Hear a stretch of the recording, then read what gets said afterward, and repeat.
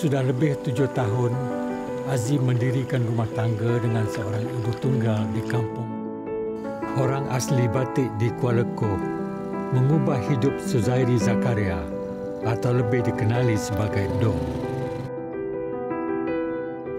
Namun, dia harus dahulukan persiapan untuk ke hutan. Berjalan kaki lebih 3 kilometer setiap hari ke hutan Taman Negara. Wanita Batik menghidupkan roh dalam sesebuah keluarga.